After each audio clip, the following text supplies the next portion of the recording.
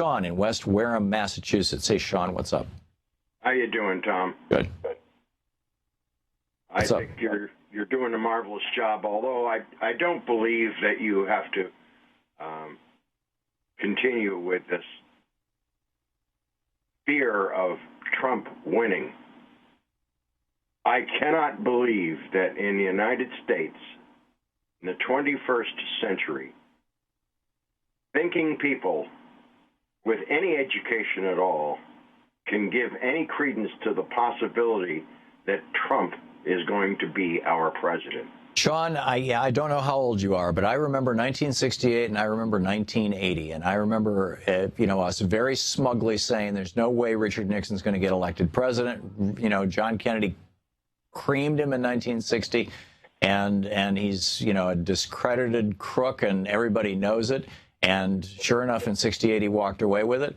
In 1980, when it was Ronnie Reagan who had destroyed public education in California, who was a right-wing crank who was ridiculed, not just by Democrats.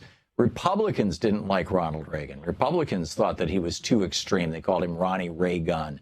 His weird suggestions about, the Star Wars and all this kind of stuff. And we thought there's no way he's going to become president in 1980. There's just not possible. Jimmy Carter's doing a fine job. And guess what? We got Reagan. Sean, don't count Donald Trump out. Don't count the Republicans out. They've got massive voter suppression working for them, so they don't need to actually win the majority. They just need to, they're already suppressing, we're fairly certain, somewhere between 3 and 7 million votes nationwide. And number one. Number two, they're running a negative campaign. And frankly, the Democrats are running a negative campaign right now. And negative campaigns on both sides tend to suppress the vote. Suppressing the vote always works to the benefit of the Republicans. That's a tragedy. And number three, when it comes to the end of the day, when you're looking at the Supreme Court, you're looking at maybe Clarence Thomas leaving. I realize his wife says it's nonsense. I think it was a trial balloon. You've already got Anthony Scalia dead, and Merrick Garland waiting in the wings, and the Republicans want to put instead Scalia's son or Scalia 2 in that place. Yeah. Go ahead, Sean.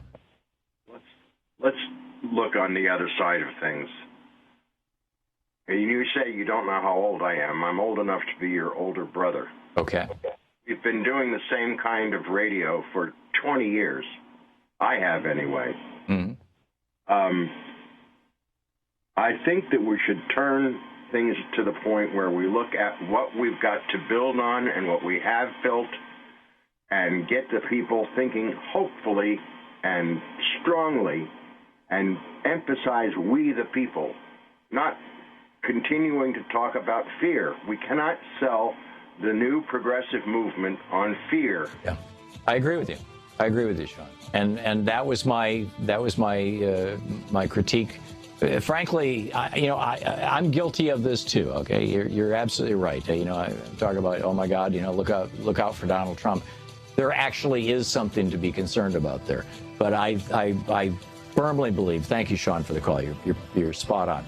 I firmly believe that if we're going to be winning these elections, we need to be doing it based on a positive vision. This is the Thom Hartmann Program. Problem is right now that positive vision within the Democratic Party is still somewhat fractured. What does it mean? How do we do it with regard to Social Security? How do we do it with regard to health care? We've got to work that out. To watch more clips from our programs, hit the Watch More Videos button over here. And please be sure to hit the handy-dandy subscribe button so you'll always be up to date. Tag, you're it.